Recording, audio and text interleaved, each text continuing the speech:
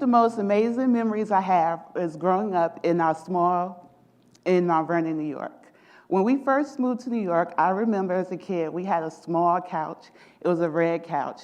And one of my pivotal memories is sitting there with my dad, and he pulled out a sheet of paper, and he put circles beside the paper, and he put the words red, yellow, blue, and green. And something about that, it always stood out to me. But what the big deal about it is, that was one of my first literacy memories, because he told me gave me a handful of crayons and told me to match the color with the crayon.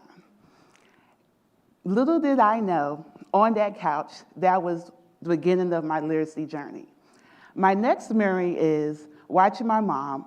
As a kid, growing up, she would always sew our dresses.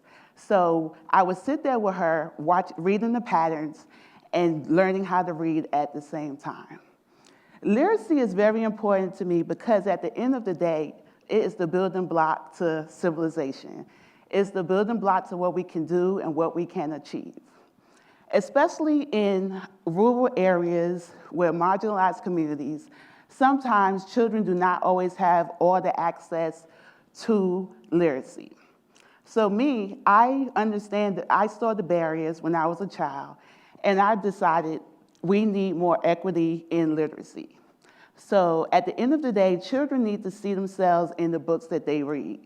So that's why I decided to become an author and a literacy advocate.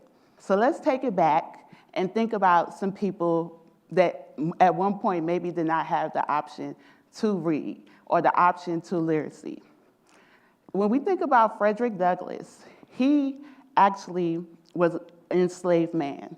But one of his famous quotes is that he said, "When you learn to read, you will forever be free." And then another quote that stood out to me is Maya Angelou, when she stated that any child that can find a book that they enjoy reading, let them read. Literacy is very important to me because I've seen the effects of illiteracy.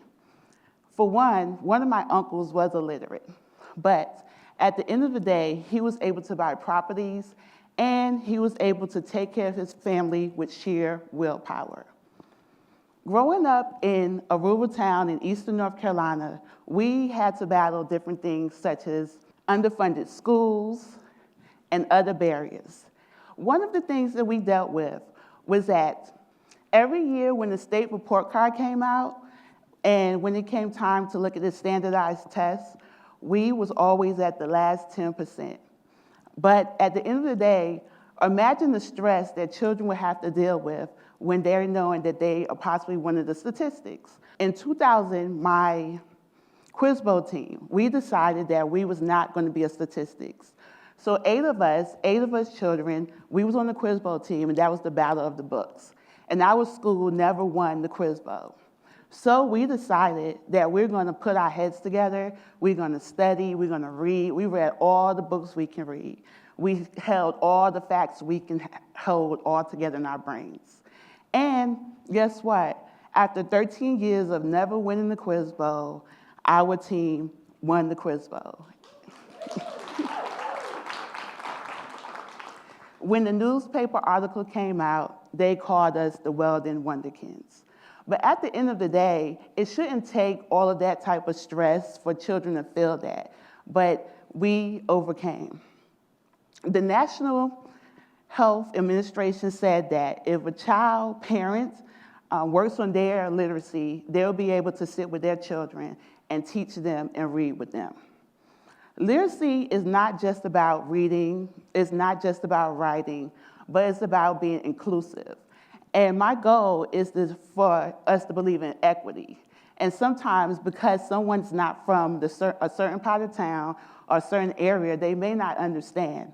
But with equity, how we can work to have equity is by going to schools and reading to classrooms. We can also buy diverse books.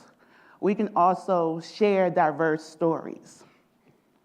I stand here today not just as a literacy advocate or as an author, but I stand as someone that has defied the odds. The big deal to me is when a child can look up at me and say, oh my God, I can see myself in this book. And that's the ultimate goal, because you want them to be able to see themselves, because if you can see yourself in the books that you read, you're more likely to read more books. And that's the goal at the end of the day. So when I look back, my memories with my mom, with the patterns when she's sewing, or with my dad when he used to read the books to me, that's what empowered me to want to help more children and help them learn how to read. Did you also know that the average fourth grader, if they do not learn how to read by fourth grade, then sometimes at the end of the day, that make it so they have harder times with graduating from high school, have harder times getting a decent or good job, and a harder time taking care of their family. So what can we do? Because there are barriers. So what can we do as a community? It's not about one person, it's not about one organization, but it's about what we can do to empower each other and bring equity to literacy.